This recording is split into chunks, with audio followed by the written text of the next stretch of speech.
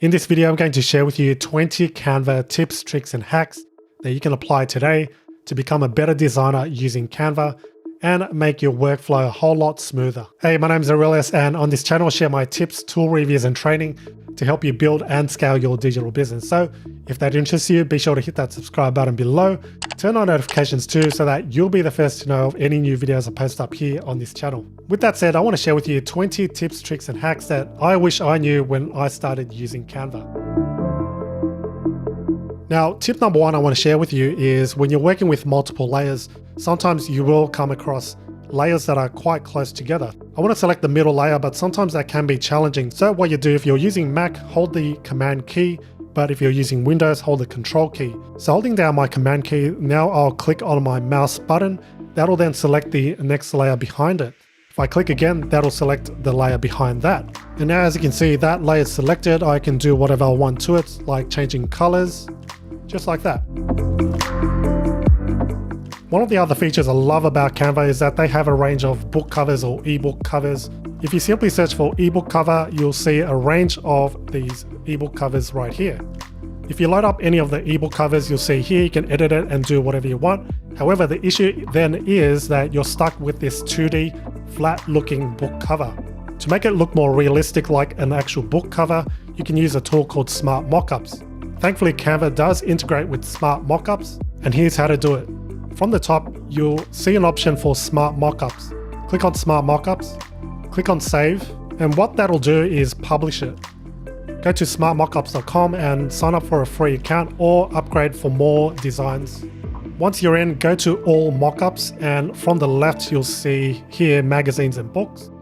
Choose a mockup style. Now, you are limited depending on what level of plan you are. For this demo, I'm going to choose one of the free options. You can see the pro ones have a lock icon there. Let's choose this one. Under book cover, you'll see upload from, select that, choose Canva. And now I can see my template loaded there. From here, you can crop your image. Sometimes it may not fit, so just adjust it the way you want. Click on crop and continue. And now it's on the actual mockup. I can also customize the background here. And once done, I can download it and use it for my website.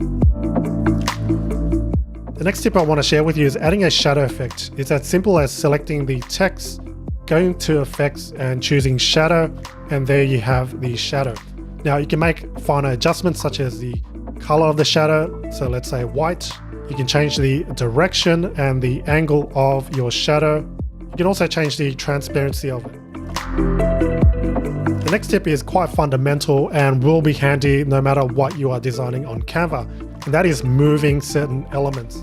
To really fine-tune the elements on your design, all you need to do is just use your arrows on your keyboard. And I'm simply pressing up and down, or you can hold the key left and right. Now that's going to only move it 1 pixel at a time. You can hold the shift key on your keyboard and move it so that it moves 10 pixels at a time, like so. Next up, I want to show you how to add a gradient to the background of any image. So simply go to Elements, search for Gradient. What you want to look for is the square, so I'm going to select that. That's going to apply it to your design. I'm just going to drag it so that it starts from the corner there, and then drag it from the corner. From here, you can change the colors by looking at the top left, changing the first color. I'll just change it to yellow, and the secondary color to orange. And as you can see, now we've got the gradient effect. You can also make the gradient start the other way. So click on flip, flip horizontally. Now this is vertical. If you want it going horizontally, just use the rotate feature and like so. A really simple way to add text, instead of going to text and then choosing from there, is to simply hit the T button on your keyboard. And from there, you can change the sizes and do whatever you want to it. Next up, if you use specific colors on a regular basis, it's wise to use their brand kit so that you can refer back to it. Like mine right here, I've got some colors that you can see here. That's my color palette based on my branding. All you need to do, if you are on the design, you can click on Add Another Palette, or from the home page, click on Brand Kit. From here, click on Add New Palette. Select all the colors that you want. Once it's added, give it a name. To start using your brand colors, simply select an element, let's say this text, then go into the color, and now you can see the new color palette added. And now I can select whatever colors I want based on those colors.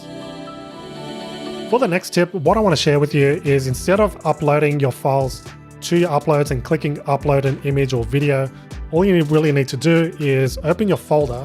I've got mine here, drag and drop it, and that's pretty much it. This is a more intuitive method of doing it, and it will save you a heap of time. For this next tip, I want to show you how to duplicate or clone certain or specific elements. Let's take this heart element as an example. Select it, and we can simply go and duplicate it and drag it wherever we want.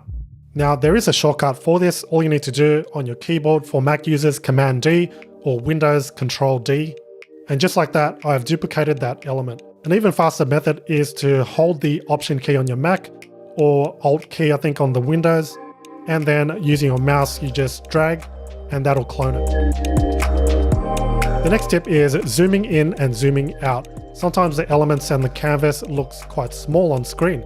So what you want to do is use the zoom feature. You can either use it from here by selecting the percentage, or you can use the Command key on the Mac or Control on the Windows system, and then plus minusing on your keyboard like so. My favorite way to do it is holding the Command key and scrolling up and down using my mouse. Okay, next tip is grouping text or elements. Let's say I want to group these two elements right here. All I need to do really is just select the first element, holding the Shift key on my keyboard, then selecting the second element, and let's say this icon here or this element, clicking again, and now that's all grouped together. And now what I want to do is click on the group option, and now that's grouped together. So now when I move this anywhere, it is all grouped together and it won't lose its position. To ungroup it, simply select any of those elements and click on ungroup, and you're done. Alright, the next tip is cropping. Because Canva doesn't have an eraser tool, we need to be able to just use the cropping feature. So click on the element you want to crop, click on crop once you've selected it, and from here we can now use these drag options to crop it where we want. So let's say halfway here, click on done, and now it's cropped. Now for this next tip, we are going to filter based on free or Canva Pro elements. So by selecting the filter icon at the top here, once we're in elements, we can choose whether it's free or pro elements that we want to search for. So let's say free. Now apply the filters, search for what we want, and now these are all the free elements that we can select rather than having the pro elements together. The next tip I want to share with you is filtering by color. So all you need to do is search for whatever element you want first. So I'll search for sunglasses here, and from the filters I'll then select the color that I want. So let's say I only want red sunglasses, I'll select the red color, apply filters, and as you can see, these are all the elements I can use based on red sunglasses. Next up is hyperlinking certain text, so that if you are saving it as a PDF, for example, you want your viewer or customer to be able to click on a specific text, then this may be handy. So let's zoom into this particular text here, and let's say we want this line of text to be hyperlinked. I'll just select it, and clicking on the link icon, I'll then enter my URL. Click on apply, and now this is linked. Here's a PDF we downloaded, and if we click on the hyperlink, we're then taken to our link. Next up, I want to teach you how to use templates. This is especially useful if you have some social media templates that you usually use. Let's say you create quotes and you stick to one design or a couple of designs. This is how you are going to save some time. Let's say this is my finished template. All I need to do is just save it here. Scroll down till you find template. Click on template, add the template to a specific folder. So let's say your marketing folder. Click on select folder, publish the template, and now it's added to your templates. To use your template for next time, you can find the folder here, or go to all your folders, and you'll find your folder there. Select the template, click on it, and either choose use this template or edit original. Obviously you just want to use this template, not edit the original. Click on use this template. Now it's loaded from the template, and you can freely edit it without affecting the original template. Moving on to the next tip, what I want to share with you is perfect alignment. How do you align text and all sorts of elements so that it is perfectly aligned? Let me first share with you the first way. Now, if you want to center the text, it's hard to know where the center is. Let me share with you the first way. For this text here, let's say we want that dead set in the middle. All we need to do is just go to position, click on middle, then to the center, and there you have it. That's right in the middle. The second way to perfectly align elements and text is to go to File, turn on Show Rulers. From the ruler, you want to just drag using your mouse, set where you want your text or elements to start, and then start dragging your element, and you can see that it's lined right there. I'll also align the other heading. To remove the guide, all you need to do is just use your mouse again and drag it away. Next up, I want to show you how to remove backgrounds using Canva. However, side note, this is a Canva Pro feature, but let's say I have this image right here and I want to remove the background of this. Simply hit Effects once selected, click on Background Remover, and in just a matter of seconds, you'll see the background removed. Now I can use this image for my YouTube thumbnails or any other marketing collateral. Next up, what I want to show you is how to create that highlight or stroke effect around yourself. And you may have seen this in many YouTube thumbnails. Here's how to do it. Select your image and we're going to make a copy. And we're going to work on the back layer here. Choosing effects, make sure you select duotone and choose any of the effects since we are going to change the color anyway. Select again. For the highlight, just select white. For the shadows, select white as well. And we are going to change the background first, so obviously it stands out. Choosing my color here. Next up, with your main image, you want to put it over. And from here, we're going to resize it just a tad.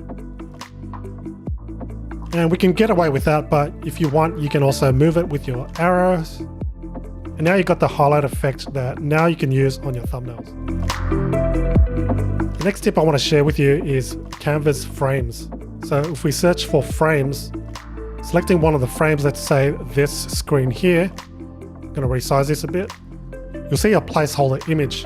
This means that if you upload or drag any image here, you'll only show the photo based on the frame. So for example, let's go to uploads and choosing one of these images here.